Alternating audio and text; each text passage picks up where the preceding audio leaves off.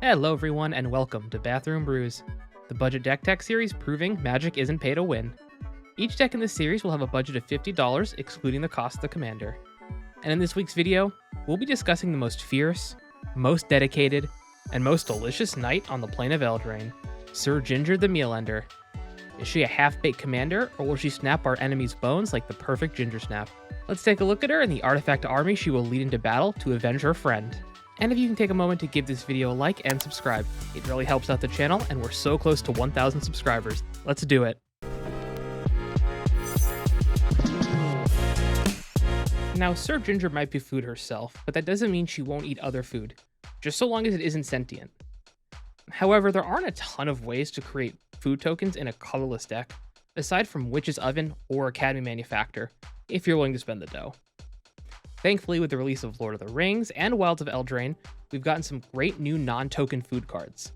There's Candy Trail, which is a home run in terms of flavor.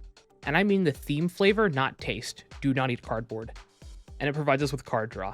Then we have Lembas, which will draw us a card and scry when it enters, and then it will shuffle itself back into our deck whenever it goes to the graveyard for later use.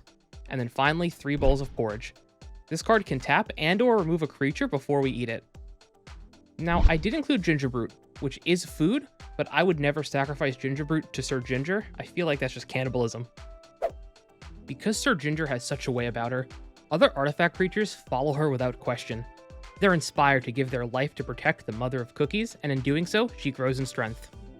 Our modular creatures might perish, but their lives won't be forgotten as they give their counters to Syr Ginger. The best of the bunch is Arcbound Crusher, which grows whenever anyone plays another artifact.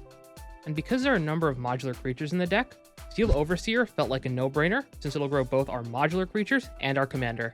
And finally, Extruder, which lets us grow our commander incredibly quickly the turn it comes out, and if we want to pay the echo cost, we can keep it around. Every great leader needs a second in command, someone who can keep the troops in line, and for Syr Ginger, that'd be Omarthis, Ghostfire Initiate. While Omarthis could helm their own deck, they do fit perfectly into the 99 of Syr Ginger as a hardened scales effect for all our colorless creatures. Sadly, they aren't an artifact themselves, so they can't grow off our modular creatures. Well, you could use Liquid Metal Torque and make them into an artifact for a turn, plus their pseudo card advantage once they die. Like any small army, this one runs on a very tight budget, both mana value and dollar-wise. But we can reduce that even further with the right additions to the deck. Of course, we'll need Foundry Inspector to make sure everything is in tip-top shape before battle and reduce the cost of our artifacts by 1. Then we have Joyra's Familiar to scout ahead and help us ramp even further. And one of my favorite cards, which I think is underplayed in most decks, is Semblance Anvil. While Anvil does hurt in terms of card advantage, it provides unmatched ramp, especially so in this deck because putting any artifact underneath it makes half the non-land cards in this deck become free. And if you can get all 3 of these cards out and play at once, 54 of the 64 non-land cards become free. I'd like to see green do something like that. While playtesting Syr Ginger, I found there was one primary way we were going to win, and that's beating face. Repeatedly. Until our opponents were waving their white flags in submission to their new cookie overlord. But in order to do this effectively, we need to suit up our general in the best armor money can buy, on a budget. First, we have to make sure Ginger is well protected, and that's where Swiftfoot Boots and Thran Power Suit shine the brightest. They provide hexproof and ward to stop pesky removal spells.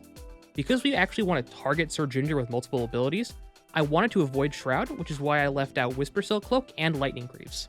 Next, we need to clear the way for Syr Ginger to strike down our enemies. This is easily achieved thanks to Prowler's Helm, which will only stop walls. Then there is Vorak Battlehorns, that provides us trample and only allows 1 creature to stand in our way. And finally, Trailblazer's Boots. These boots will let us travel far and wide to defeat our enemies with non-basic land walk. It's no secret that colorless removal tends to be pretty inefficient, but despite that, we do need to play some interaction. I'm sure the first colorless removal spell you thought of was Scour from Existence, which is fine and in the deck. But there are some great cheap options such as Spatial Contortion, Titan's Presence, and Not of This World. Now I know Not of This World is 7 mana, but think of it as a budget replacement for Fierce Guardianship or Deflecting Swat in Voltron decks, since you'll often have a creature with more than 7 power. The best colorless board wipe, All Is Dust, just got reprinted in Commander Masters and is a great include coming in at under $3 at the time of recording. There's also the colorless battle, Invasion of Ravnica, which is sorcery speed exile removal, and we really just don't care about that backside. And finally, we have Ugin the Ineffable, I wasn't sure if I should consider this card ramp or removal, but considering it's a 6 mana value card, I put it in the removal slot instead of the ramp slot.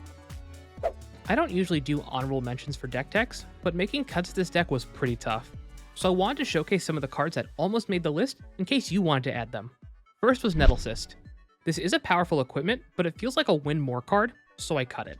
Next on the chopping block was Animation Module. I wasn't sure if keeping extra mana open to activate this ability was worth it in the long run. If you decide to add Ashnod's Altar or Krark-Clan Ironworks to the deck, I'd toss this in to make Syr Ginger infinitely large. And the last cut I had to make was Mystic Forge. It just didn't feel like it synergized with the deck, aside from being card advantage. Which is good, but I really don't think it's necessary here. Now, if you want to spend a little extra dough, here are some great upgrades. The first card I'd make sure to pick up is Arcbound Ravager. This is one of, if not the best modular creature you can include in this deck. It's everything Syr Ginger could ask for in a creature. It sacrifices artifacts, including itself later on to move the counters to Syr Ginger, for free, and it helps put even more counters on Syr Ginger by sacrificing artifacts. Next, I'd have to recommend the Oozolith. It essentially gives all of your creatures modular, and it only costs 1 mana. It is a very expensive upgrade, but if you can grab one or trade for one, it'll be well worth it. And the last upgrade is Unwinding Clock. I'd mostly use it as a way to give our creatures pseudo-vigilance, and as a powerful synergy piece with Steel Overseer. Why don't you let me know in the comment section below how you want to build Syr Ginger? And don't forget to give this video a like and hit that subscribe button, we're so close to 1K.